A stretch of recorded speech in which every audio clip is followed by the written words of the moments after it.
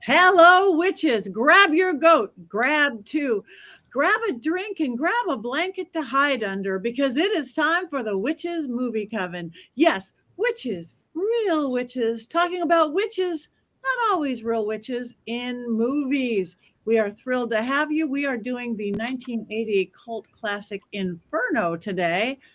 Oh my, hope you watched it. Hope you watched it. Maybe we could explain it to you. Maybe we can't.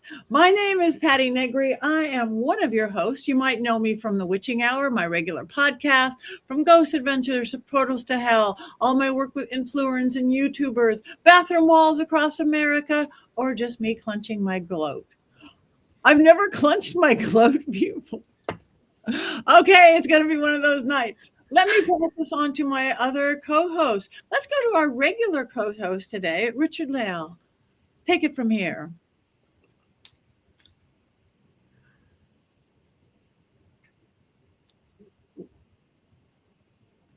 We can't hear you. Now you can hear me because I had my mute button on. So yes, I am Richard-Lael. Richard-Lael is one name, not two names. If I were just Richard, I'd be that one. Yes, I'm a psychic medium. I used to be a psychic small, but gained some weight. You have also seen me on Ghost Adventures. You have seen me on University of Magicus. You have seen me here in New Orleans, where I do tarot readings and seances in my home. Thank you. So sleep with me, by the by. If you want to sleep with me, you can go right over here to this code right there. Join the coven. You can get my pillow. You can get our quotes. You can, at some point, you'll be able to get in Patty's panties again. But for right now, those are on back order. But join the coven right over there. Also, thank you for all the likes, the comments, the shares, the words. Thank you so much. We're actually reading all of your comments, but Tabitha is here, so she's not going to be able to respond as quickly as she would be normally. Yes. And speaking of Tabitha, she is one of our regular coven members, but she's usually behind the scenes in the chat room. But we have her live nationwide. Face up. Welcome, Tabitha. Hi, everyone. I am out of the comments and on the big screen tonight. And I'm happy to be with you. I am Tabitha Meadows. I am the music medium. I am also a psychic and witch, and I am super happy to be with you guys tonight. Thank you so much for having me on. We love you having here on this side. And you could see we do not have Jason today because he's watching some sporty game. We do not have Heather today because she's somewhere else. But they send their love and they want us. But we have one of our other favorite people, one of our regular guest hosts, the one and only Scarlett Amaris. Welcome, Scarlett. Thank you. Thank you. My name is Scarlett Amaris. I am a screen and television writer, soon to be novelist. And actually, I've written a couple novels, but I have another book coming out soon. And thrilled to be here because I love this movie. Okay, this movie, Inferno, like I said, it's 1980. Hopefully you guys watched it. But just in case, or even if you did watch it and have no idea, Richard-Lael, do you have an unbiased synopsis of this not so little film? I do. I'm going to let you in on a little secret. So I watched this film. I think I was the one that suggested it because I saw it on a TikTok thing. I'd never seen it before. So I watched it, and then I had to Google it to figure out what I watched. So this is what it said on Google, paraphrase. So a poet named Rose is living in New York, and she discovers a strange old book that indicates that there are three witches that control the lives of everyone on the planet. And their homes are New York City, in Germany, and in Rome. So she is certain that the clues that she has seen mean that the witch's house is her house, the apartment that she's staying in New York City. So she looks through the clues and she discovers that, in fact, her house is the witch's house. And she goes into the cellar where she finds a loose floorboard. She drops her key into a into a sunken ballroom that's somehow under the foundation. But anyway, she drops the key. She goes in to get the key. And then while she's under the water, a corpse rises up and scares her almost to death. But she escapes narrowly, but she still feels watched. So she sends a letter to her brother in Roma. Her brother is studying music in Roma. And as he reads the letter, he gets distracted by a beautiful young pupil and her pussy.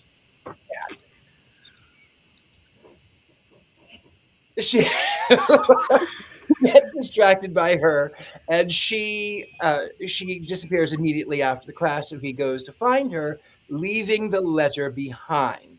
Another classmate discovers the letter and reads it, and then goes to the library to find this certain book, and then she finds monsters. And then that's about all that I can remember, excepting for cats being swung by their tails and a man drowning and being eaten, devoured by rodents. But it's pretty. So good luck. That's about all I can remember. Thank you. That's probably more than I got out of it, I must say. I watched it, and I don't ever do this. I literally went to Chat GPT and go, what did I just watch? And I go, I think I missed something. And Chat literally said, no, you didn't miss it. Everybody misses it. It's a dream. But, there's probably more to it than that. And we know one person who really might know who it is, the one who loves this film. Let's move over to Scarlett Amaris. Do you want me to do the 5 things? Do I get to see Heather now? Okay. All right. Yes. I have to put the glasses on so I can read my terrible handwriting. Okay. Inferno 1980. We know that it's done by, let's do this so I don't get the glare, that it's by Dario Argento, supernatural horror film.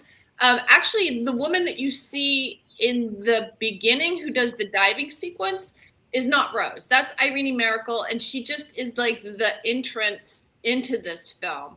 I was at a party with her, must have been 20 years ago. It was a friend of mine, Amy Wallace, who's no longer with us.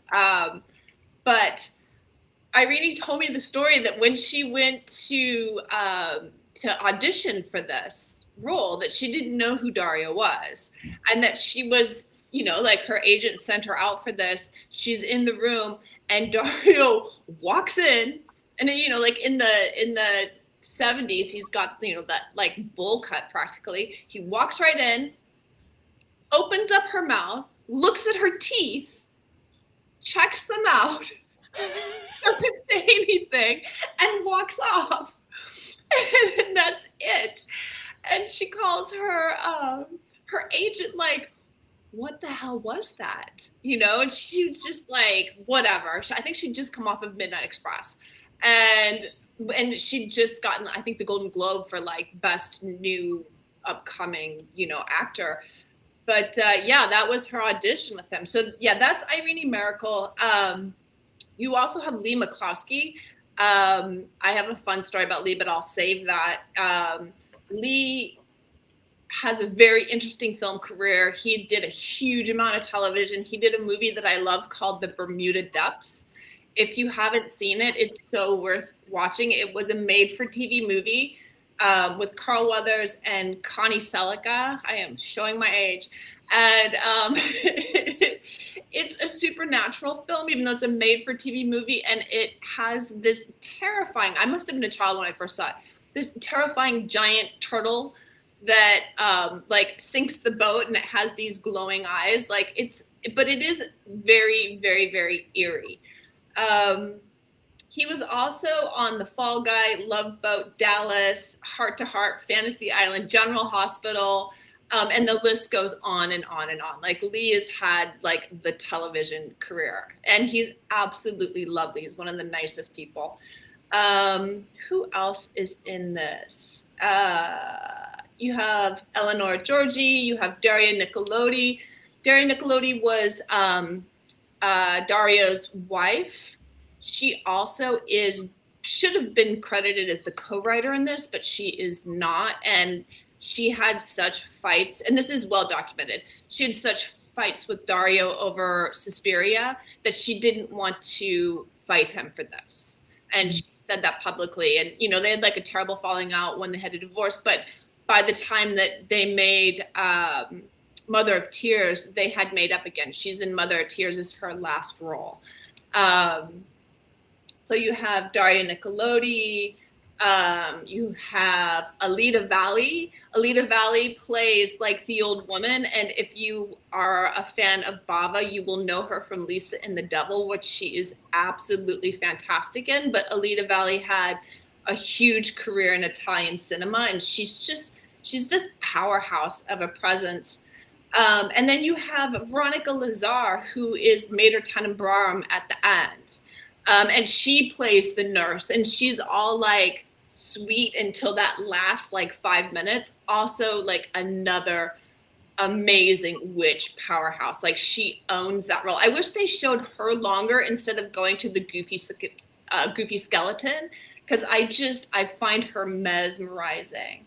And she made her debut in Bertolucci's Last Tango in Paris. Who else was in this? Hold on, I have more notes. Inferno happened because Suspiria was such a sleeper hit. Like they were not expecting it to be a big hit. It was budgeted at $3 million. It did not recoup. Most of its interiors were filmed in Rome. Some of the exteriors obviously are New York. I think we see Central Park too. And when Dario was filming this, he had a severe case of hepatitis. And it was so bad that he had to do part of the shoot on his back. And at one point he was hospitalized, and that's when Mario Bava had to take over. And Mario Bava was his mentor. And I'm sure you guys know Bava and have seen Bava movies. Like, yes, hello. Who doesn't love Black Sabbath? I mean, come on. And Bava really is the Italian master of horror. He really like started that genre. It is his. So Bava's fingerprints are all over this movie, and it's really kind of a love letter to Bava. And you see it in the lighting, you see it in the optical effects, you see it in the matte paintings. All of this is to Bava, and Bava actually carved some of the cityscapes, and those are carved out of milk cartons, and then covered with photographs. And so this film is part of Dario's Three Mothers trilogy, and this comes from Thomas de Quincey's Suspiria de Profundis. And it's part of a poem called Lavana and Our Lady of Sorrow, which is, if you haven't read it, is one of the most gorgeous pieces in the English language. Like, it's just stunning. It's one of my favorites. And so you have, in this poem, this piece of beautiful art features Mater Lacrimarum, who is the Mother of Tears, Mater Suspiriorum, who is the Mother of Sighs, and Mater Tenebrarum, who is the Mother of Darkness. So obviously Suspiria, the one that was made first, was Mater Suspiriorum. Inferno is Mater Tenebrarum, and Mother of Tears was Mater Lacrimarum. The soundtrack, which I don't know if you guys listened to the whole thing, but it's absolutely bonkers. And Dario wanted something that was going to be much different than Goblin, who he usually worked with. I'm a big Goblin fan too. The story goes that he saw Keith Emerson, who's a prog rocker, part of Emerson, Lake and Palmer, that he was playing some show and got so into it that he started stabbing his keyboard, and that Dario was like, that's my guy. I want this guy to do it. And Dario told Keith that he wanted the soundtrack to sound like a fast, bumpy ride through like the Italian city. Which, when you listen to, like some of it in there, it definitely sounds like that. He absolutely delivered. Inferno had a mixed reception. It really was not popular. It did not recoup, but in the interim, since then, it has become, amongst filmmakers and horror nerds, one of the most beloved supernatural horror films of the 80s. It had a limited theatrical release, but yeah, like I said, it is absolutely beloved now, again, amongst cinephiles. And that's as much as I have. Those are the 5+ things. Thank you. That was beautiful. I learned something always with this. I don't know who wants to start with this. I'll start. Okay. Because all of this talk about the Maters reminds me why the film didn't do very well, because nothing really maters. Nothing really maters to me. Aww. See? That is beautiful. I did want to say that you guys all know that I don't like animals getting hurt in movies. I don't like animals even getting looked at badly in movies. So almost every person I know who saw we were doing the Inferno warned me about a cat scene.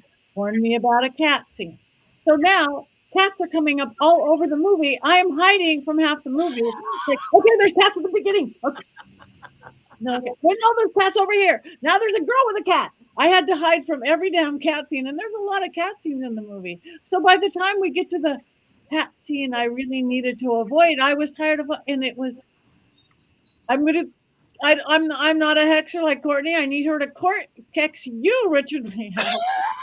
We watch that cat scene, you guys. Luckily, the guy gets his revenge, who does this most horrible things to the cutest little group of kittens you have ever seen in your life. But he gets his just desserts, I must say. But I mean, I really couldn't get past that, other than not understanding movie whatsoever. But it's a dream, as Scarlett was saying, if we don't look at it like it's a story we're going to tell. It was pretty. And I loved the opening scene. I loved the underwater scene with that girl. I was scared. I had the tension, everything that you want in that horror film. Is she going to get the key? Who's going to get her? Even before the dead body showed up, I thought, oh, this is going to be so beautiful. And again, it continued to be beautiful. I just didn't understand anything after that for the rest of the movie, except for I had to hide from cats. I had to hide from a lot of cats. And I forgot to mention that at the end, the whole thing gets burned down. So it starts off with water, and then it ends in almost a biblical fire. So there is some sort of religious undertones there. I saw that very witchy too, because water again represents crossing worlds, our subconscious, the hidden truth. There's even mirrors in there, which reality isn't trustworthy, reflection versus truth. The fire destroys, of course. Fire destroys mother's illusion. It purifies. Even the cats often act. Their cats are supernatural. They're guardians and things. So I saw magic and witchy stuff throughout the whole dang thing. Oh yeah, there's all kinds of esoteric references in it too. Like if you see the first establishing shot of the house in New York, it has the Gurdjieff lived here, and when you look at Varelli as the alchemist, it's based on Fucanelli, who was the alchemist consortium, who wrote Mystery of the Cathedrals and Dwelling of the Philosophers. And they talk about in the film that they have the mothers have the 3 houses in Freiburg, in New York, and in Rome. And that one is the House of Peacocks and one is the House of Salamanders. And I've forgotten the third one. But in Dwellings of the Philosophers, they talk about the House of the Peacocks and they talk about the House of the Salamanders. So they are pulling from these, and this is written back in the 70s. They don't have the access that we have to AI and to Google and whatever. Like this was stuff that was hidden and really hidden in the celluloid for a long time. That like me as a kid seeing this was like, Varelli, 3 mothers, suspended, what is all this stuff, and would go research it. And if you guys have already talked about Suspiria, but like in Suspiria, toward the end, like if you go and you look into the wallpaper, in the wallpaper is the names of the cherubim. You know, like they have like all these fun little esoteric things. These are deeply witchy films, even if I think they're dealing with the descent myths. Like everybody's always descending. Things are beneath our feet. Things are hiding below. Like it's all this like inner kind of trip, but very, very, very fascinating. And like I said, just absolutely riddled with esoteric kind of imagery and what'd you call that? Easter eggs? I guess Easter eggs. Mm-hmm. I can appreciate that the house was a sentient being. Not the house, the the apartments were a sentient being, and they also used wind quite a bit.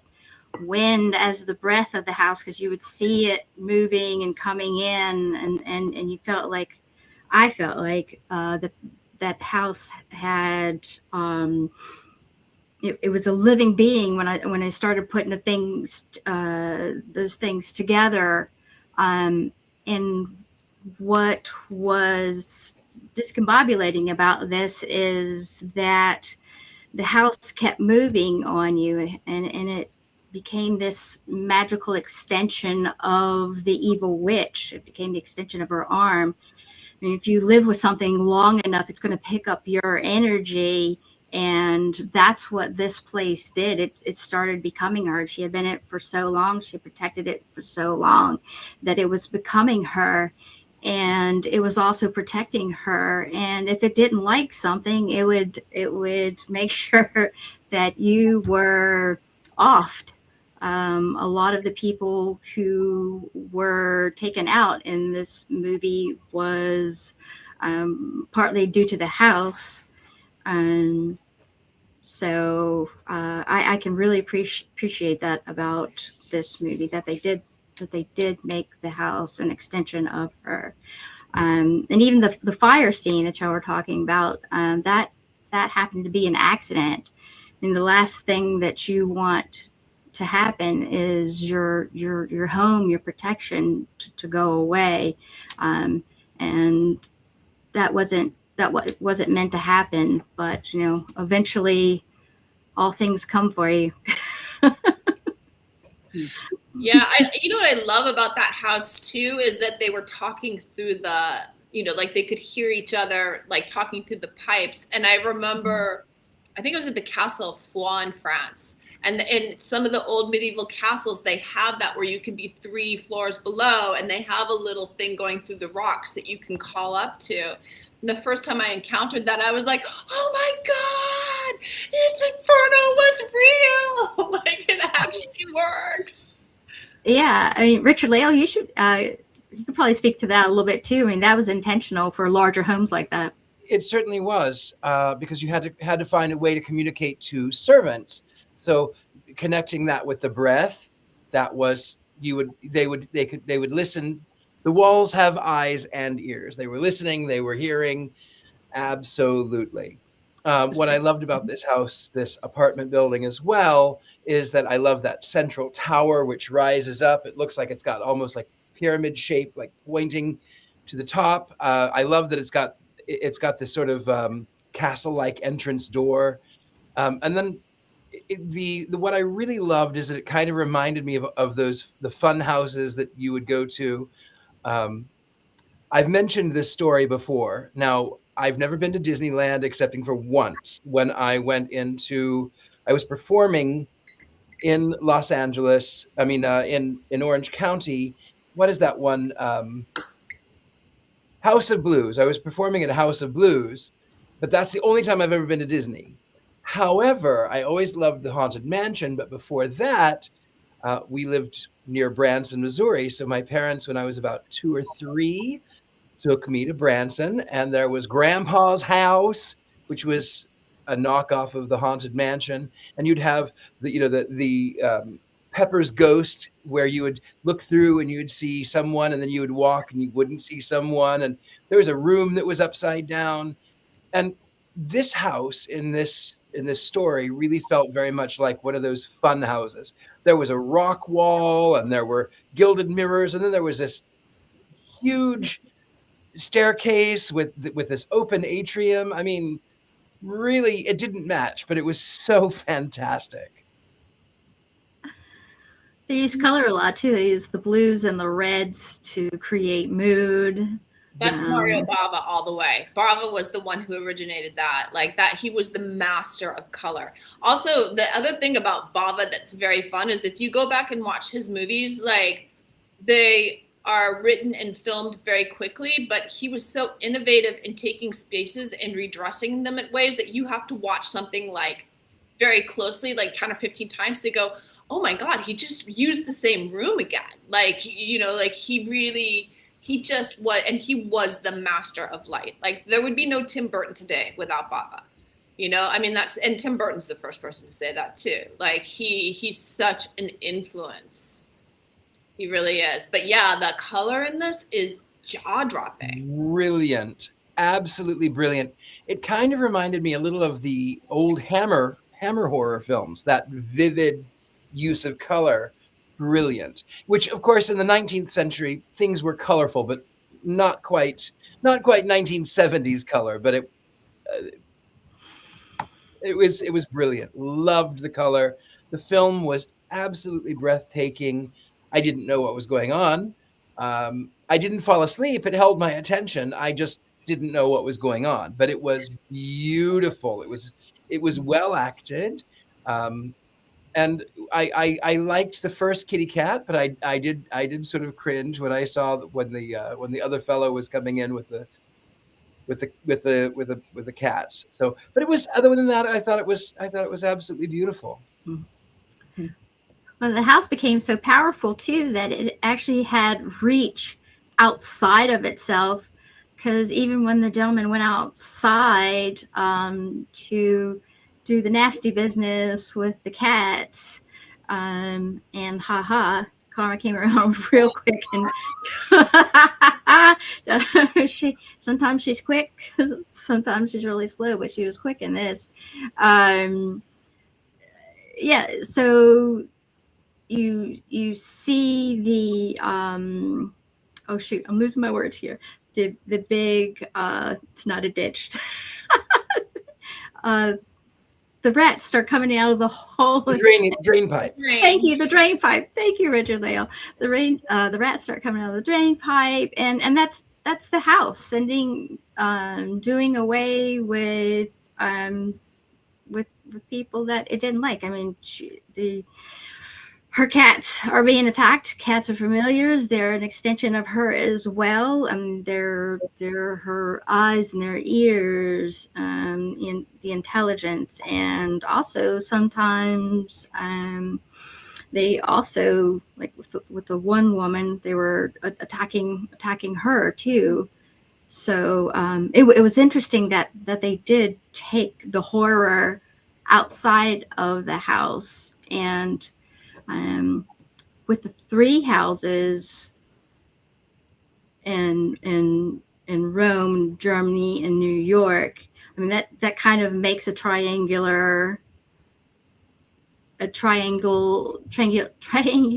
energy extension as well, which is super powerful. So not only did it go just outside of the house, really and truly, it did what it says. If you get to watch all three movies, it reached, all around the world with their connection to each other. I will say too. Oh, go ahead. No, I was just saying, what did you think of the acting? Because like I know that it's being translated from Italian to American, but like I love Lee McCloskey, but he's like sleepwalking in this movie, and like some of his reactions are very odd.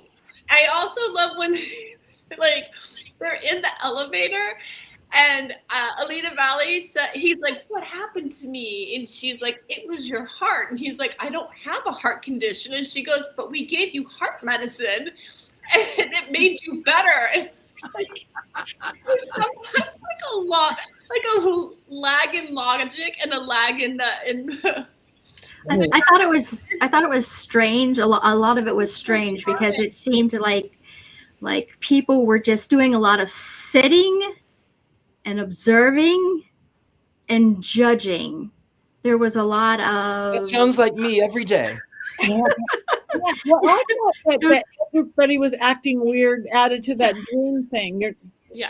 That not that good acting or bad acting. It's just weird characters. The characters were being, again, the acting, the sitting, watching, judging, weird reactions to things, just like what happens in dreams sometimes. Yeah. Where the place I came out of the movie because I had to hide from the cats is with the rats.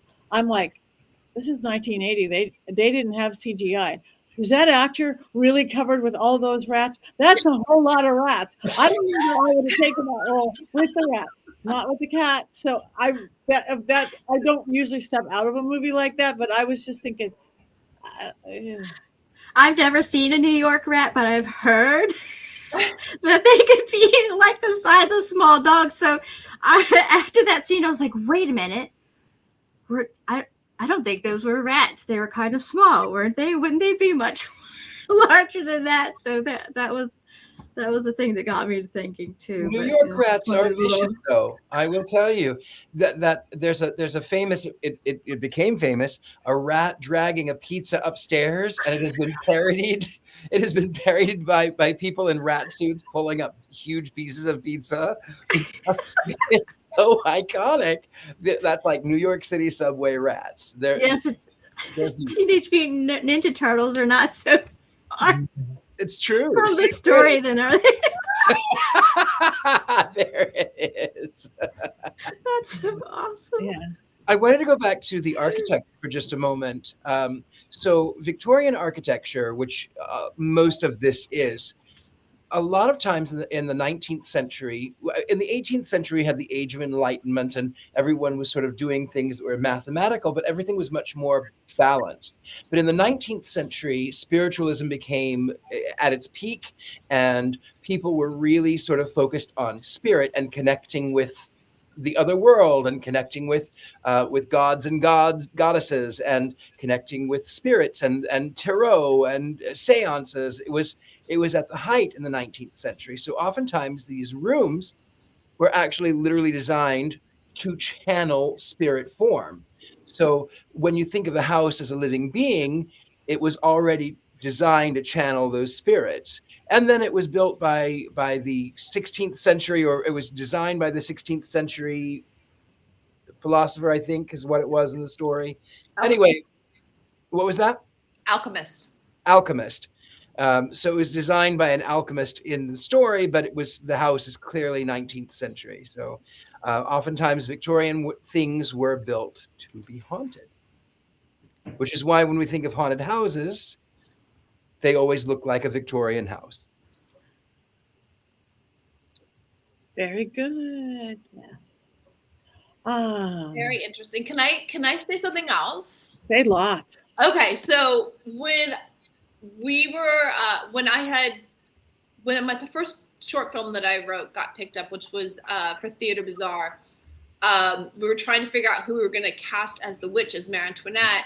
And I really wanted Ania Peroni, but we just saw the picture of her. She is Mater Lacrimorum in the beginning with the cat, because she's just so, yes, there she is. She's so arresting looking, but we didn't get her. We ended up going with Catriona MacColl from The Beyond. But it's very interesting too. So after that all went down, we were talking about what happened to Lee McCloskey. Like, he had this big television career, and I had come out to LA to see my family. And then this is when I was still in Europe, and a friend of mine was like, "Oh, I'm going to Lee McCloskey's house." And I was like, "Well, can I go with you?" And she was like, "Sure." So she was going there to do a talk, and it turns out that Lee is like a painter and a philosopher, and he's painted his whole study. He took me on a whole tour, but it's called The Hieroglyph of the Human Soul. And he's very into metaphysical stuff. He gave me wait, I'll have to cover the breasts, but he gave me a picture of his Lilith, who he has painted, and he has Eve. I mean, he has like this whole huge metaphysical thing in his house, and they still, like, him and his wife Connie, like, host sound baths and breath work, and they host I forget the guy's name, it's Lord something, who is the guy on Instagram Reels who will be like, who has the dreads, and he's really old in his like Italian like palazzo, and he'll be like, when I was hanging out with Mick Jagger, you know, but like he's always over there. But it's amazing. Like, he's deeply, deeply into the esoteric, which, you know, was not something that I was expecting at all.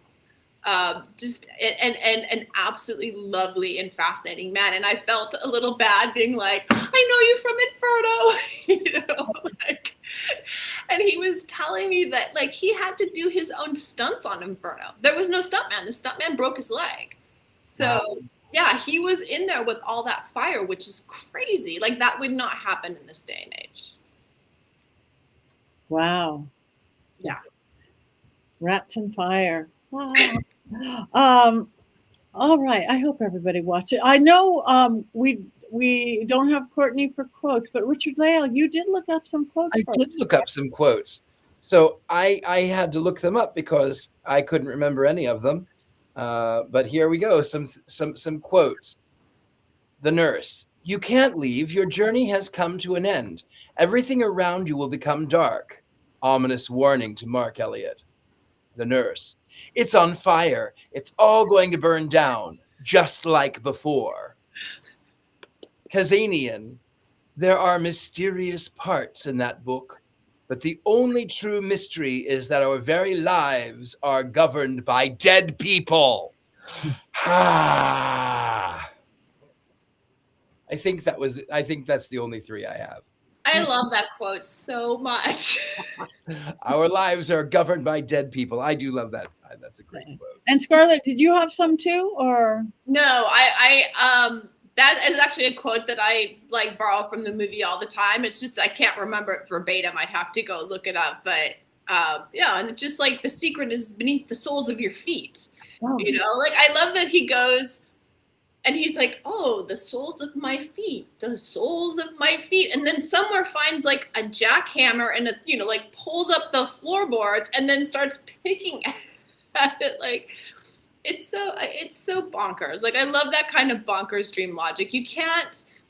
Aren't allowed to make films like that today. You know, you just aren't. And if you go into this movie wanting a plot that has a narrative arc and has a beginning and end that makes sense, you are not going to enjoy this movie. But if you just kind of like let go of reality and realize it's some bizarre descent and go with it, you're going to have a great time. Yeah, it's a dream. But there's not there is the dreamlike quality of the movie. However, there is realism in that. You know, the key being under your feet. I live in Virginia, and pretty much everywhere in Virginia was some sort of battle. And I've often thought about that, and it could put you in a real solemn place if you really, really, truly start to think about it.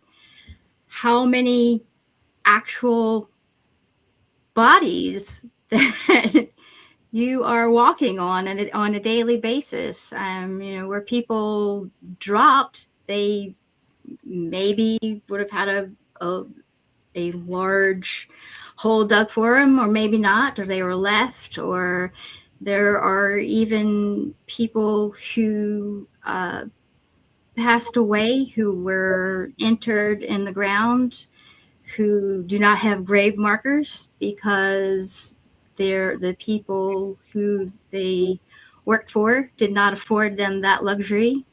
And so there are truths to the answers, the secrets actually being right under our feet, the ground, the very ground we walk on. And being governed by the dead. I mean, don't ever go to the catacombs of Paris, because once you're down there for a while and you know that you're down there with the bones of 3 million people, like all kinds of weird, terrible things start to come. Oh my gosh, yes. One Halloween, I went to Williamsburg, Virginia. They were having a big party for adults on the Duke of Gloucester Street. And it was so amazing. I have never had that much paranormal activity happen to me personally in one place in my entire life.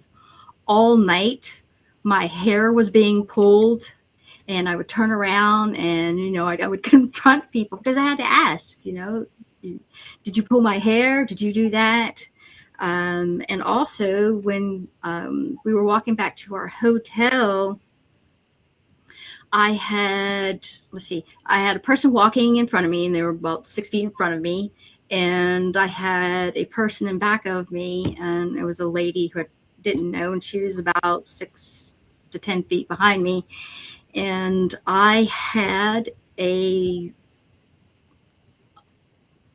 spirit, something that you could not see, placed 3 fingers on my shoulder to grab me, and I felt it, but I also felt the hey, like, hey, miss, and it was like this whole flirtatious thing the whole night, and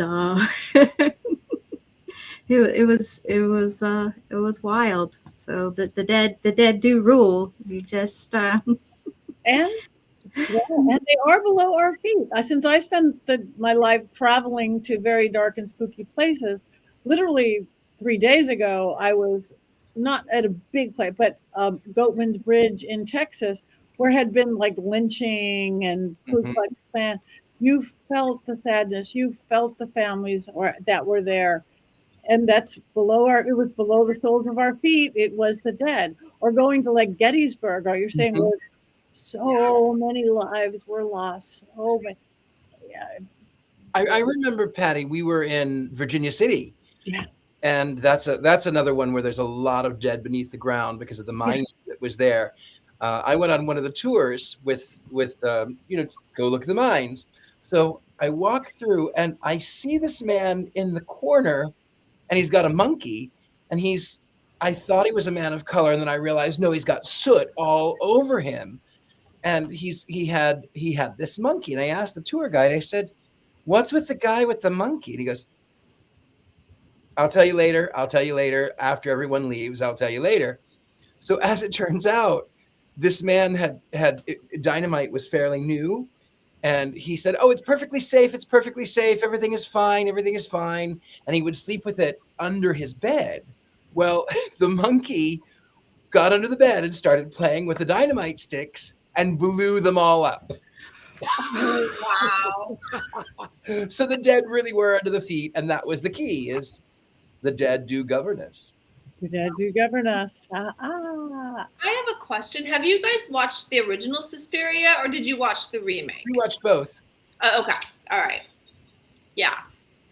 Because that also, features a house, although it's a dance academy, but that's another very sentient building, which I think is a beautifully lit sentient building that plays so well into this, which unfortunately the third movie does not. Third movie's kind of a disaster, but it was filmed a lot later too. But yeah, I mean, just to bring it back to that, because between the lighting and the architecture and the way that they just are like, oh, I'm going to pull a board here, or I'm going to fall out of this. Like there's a great move when Rose is being, I think it's either Rose or Sarah in the beginning, is being killed, and you see her face press through the wall very lightly, and then it goes back, and then all of a sudden the hands come through and rip it down. And it's such an easy thing to do, but it's so effective. Like and there's a lot of that in there. Like there's just a lot of very clever, effective kind of things. Yeah, very spooky. Yes. Okay, I don't know. Is there anything else to say about this movie, or are we up to wanzing up and wanzing down?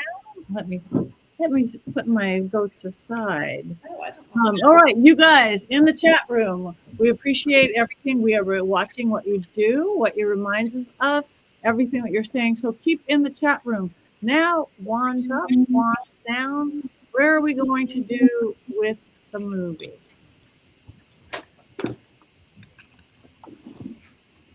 Up! I don't have a wand. I have a cat toy. Perfect. And my cat laser. I have a knife. Richard-Lael has a knife. We had to go different than the wand. No, we had. So I am almost completely up. It would have been up except for the cats. I told you it was fake, though. I know. But it looks real. Well, you know that Dario did that because he witnessed something like that as a kid, and so he did it to like exercise it. Yeah. Well, I mean, you're like old school Italy back whenever. I mean, I remember when I was growing up, when I was going to school in Chicago, like one of my roommates was like, yeah, we used to do that on the farm all the time. And I was like, that's horrible. That's the worst thing I could, ever imagine. It was unfortunate, but he put that in the movie so that he would like exercise the memory of it. Okay. It didn't work for me, just saying that. I do not exercise anything except for that I have to hide behind another pillow. But other than that, it is almost straight up. Though I had to use a knife and not a wand because this is a knifey movie, not a wandy movie. So what about all you guys in the chat room? Victoria's got a wands up. Wands neutral from Robert, and that's sort of pushing it. That's sort of neutral on CIN. Wands up and horns up for Lord Kelvin. Wands up now that we know what happened and the cat was fake. I thank you for that, knowing that. Again, I was thinking old movie, no CGI, no animal protectors like we have now on set. I know. Well, I mean, like when I watch old Westerns, I have a horrible time with them because I know what the tripwires do to the horses. Like that is, or even when I watch The Wild Bunch, like I know one of the horses was killed. Like I unfortunately know a little bit too much about that, and I get it. It's really, really hard, but I don't even like the way they grab the cat in this. Like it's very mean. But I know that the bag of cat, yes, you do see the cats in the bag, but it was an animatronic bag movie that they pushed into. Okay. Yeah, that was. Thank you very much. Okay, we're getting more and more wands up, wands up, wands up. So, a couple of neutrals, but I have not seen a complete wands down yet at all. So if you didn't check this film, if you were intrigued by this, either like intrigued good or intrigued bad, we do suggest you guys check it out. It's available lots of places on streaming. Tone Right Music just did a Wands Down. First Nightmare, Wands Down. And Wands down, ADHD fever nightmare. Well, there is some truth to that because there was dream logic and there was, oh, yeah, I'm going to pry up the floorboard. And, oh, there's a submerged ballroom. And, oh, of course, there are 3 spirits that are witches that are they're sisters and they control everybody. Oh, of course there are. So, yeah, it was definitely ADHD fever dream nightmare. But I loved it. I didn't know what was happening, but I was along for the ride. I loved every second. Plus, I love that we have 3 muses, 3 fates, and now we have 3 mothers of sorrow. Like it's beautiful. Yeah. Thank you to Quincy. Thank you to Quincy. So, all right. Do we know what we have next week? Anybody know? The grandfather from Moonstruck was in it. Oh yeah, we were getting that. Welcome is next week. What is that? A movie. Well, I gathered that. I'm just impressed that you and I agreed on a movie. I know, that is good. Well, it was. I will admit the reason that I really liked it is because that's how I dream. That literally is how I see things. Oh, I just figured it's because you chose it. Well, I did choose it, but I'd never watched it before. But it was really very much like a dream world. Like, for instance, the other day, I was on one of those penny farthing bicycles, and I went down this corridor, and then I stopped into a convenience store to get something, and then instead of I was being pursued by someone I couldn't see. So I ran and jumped over a convertible and back on the penny farthing, then went down a corridor with doors. And then this guy was with a knife after me. He was chasing me. So I took my helmet off and threw it at him. And then I fell into a room and I held the door shut with my feet. And then I woke up because I was dreaming. And that's exactly how I dream. So I enjoyed it, actually. I enjoyed it, except for that I had to hide through half of it. But I didn't know who had picked it. But after watching it, I said Richard-Lael had to have picked this because it's dark and weird. Who else would pick the dark and weird? You know? I would. Like Scarlett would. I have a quick synopsis on Hokum if you'd like to hear what is a Hokum. I wanted to know what is a Hokum too, besides a movie. Hokum 2026 is an Irish supernatural folk horror film directed by Damien McCarthy, starring Adam Scott as a cynical, abrasive horror novelist. He travels to a remote inn in Ireland to scatter his parents' ashes, but becomes trapped facing a malevolent witch and his own personal demons. I love my personal demons. Thank you very much.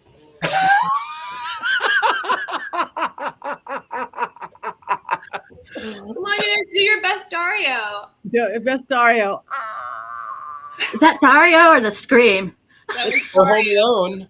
Or Home Alone. It's all of the above. Yeah. Okay. Well, we have a few minutes left to talk about. Anybody have any? Again, everybody watch Hokum. We are going to watch Hokum. We were possibly going to have Courtney just peek in to give us a count on how many lizards she has now, but she's probably still counting them because she has so many, because she went to a lizard party. We were going to have Jason maybe stick his head in, depending on how America was doing in the sports games, but he hasn't. Perhaps America's not doing well. And Heather never said she was going to check in. She's got family stuff. So, but I guess they didn't. So I think America's losing. No, I don't know the game. We have way too many lizards to check in, and we're all going to watch Hokum for next week. Anybody have anything? Oh, go on. Well, sorry. Well, I would like to say that if everybody'd like to come on over to Facebook, we have more of a presence on Facebook now, and we have lots of trivia and different things about movies and movie recommendations, and we are really starting a good community there, and we'd like for y'all to participate. And we're here. We will talk to you. We'll answer you back. So we're not just here on Wednesday nights. We're actually with you 7 days a week if you'd like to talk to us over there. So yeah, come on, like us and follow us and subscribe to us everywhere. Yes, and come to Mass Paracon, because several of us may be at Mass Paracon, is what I am hearing. There's lots of beautiful Paracons coming up. Many of us will be at, but Mass Paracon, I think several of us will be at. So check it out.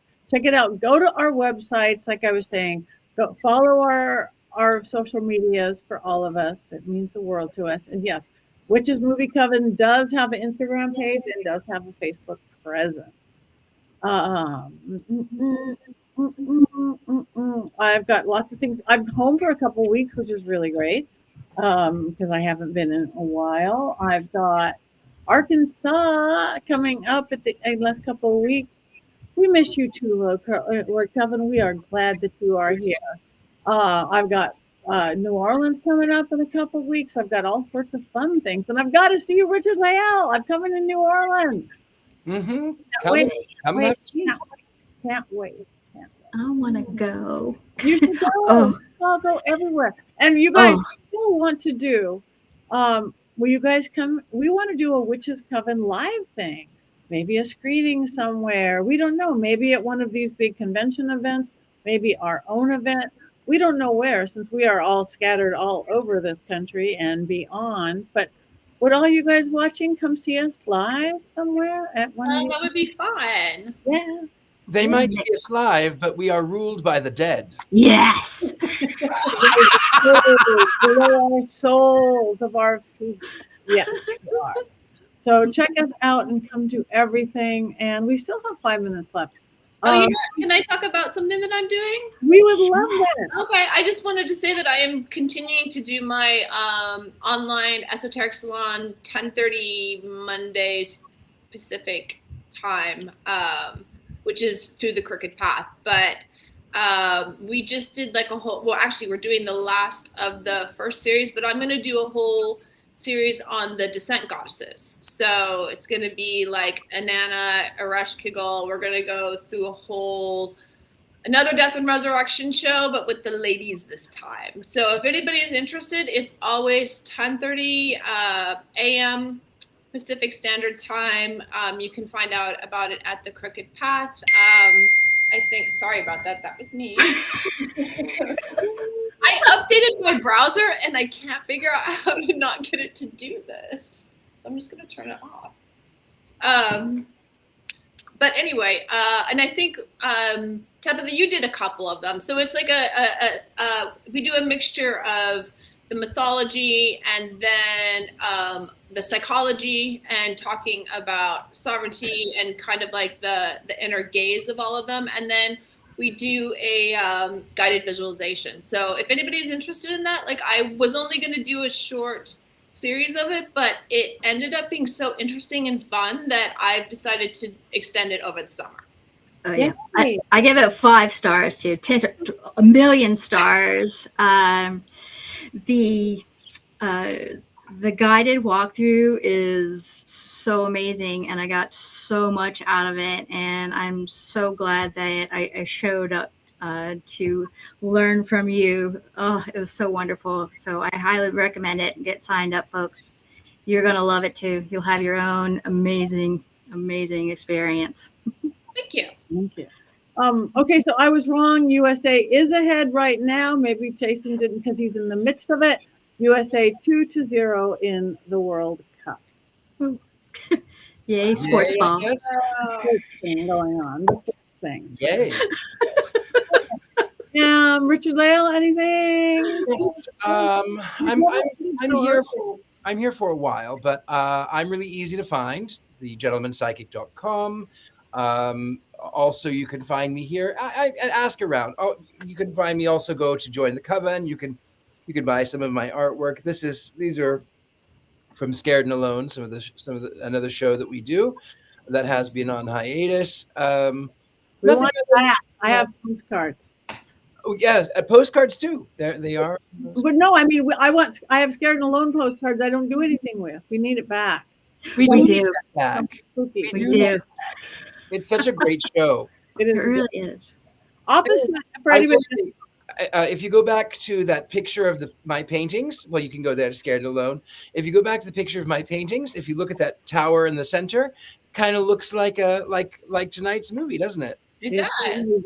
It does. See your dream paintings, Richard-Lael. A lot of those places were sentient themselves. If you go back through and listen to us talk about those places, more experiencing the dead. There's some pretty amazing shows, especially that one where Courtney got taken over at the Axe Murder House. Axe Murder House. Yes. So if you have ideas where we should go next, you can message here. You can message us on Facebook. You can message Scared and Alone. You can message Witches Movie Coven. Where should we investigate? Right here. You can send it right there. Yes, and if you've watched all the ghost shows that like Richard-Lael and I do, there is a whole team in the scary haunted place. And then one person at what they call base camp or video village, watching the whole team. We've completely reversed it. We have one person, Courtney, in the haunted house, and then the rest of us sitting safely in our home, watching like, don't look behind you. So it's complete reverse of all the TV shows and all the YouTubers that we want to do. We just really do want to lock Courtney down in a haunted house. What did she do to you? Oh, she likes it. Yeah. She likes it. She has the best scream too. And besides, nobody would care if I were in a haunted house because I'd sit down and have a conversation with them. Exactly. Nobody gets Hi, how's it going? You all right? Oh yeah, I like your dress. Yeah. So you guys, okay, we bring back. We'll have to have a petition. Bring back Scared and Alone. So many places that we can go. And now, just we have to figure out if we have to make lizard allowances for Courtney that she has that baby. Tiny backpacks. Lizard allowance is going with how many she has. Mother of lizards. We have made it through the time. We have made it. Now. So you guys, again, like us, follow us, go to Mystery Control, buy some merch, buy the pillows. Can't buy the panties, but you could buy a t-shirt, you could buy a hoodie, you could buy a cloak, you could buy a cup. Oh my gosh, I have a brand new cup and I didn't even have it. I'll have it next week. So we have one more thing to do because we are witches. So you guys, we want to see you. We could see you. We have a Ring doorbell on camera. We could see you. I remove you so I can see you. Haha. Wow. 1, 2, 3. Here we go, witches.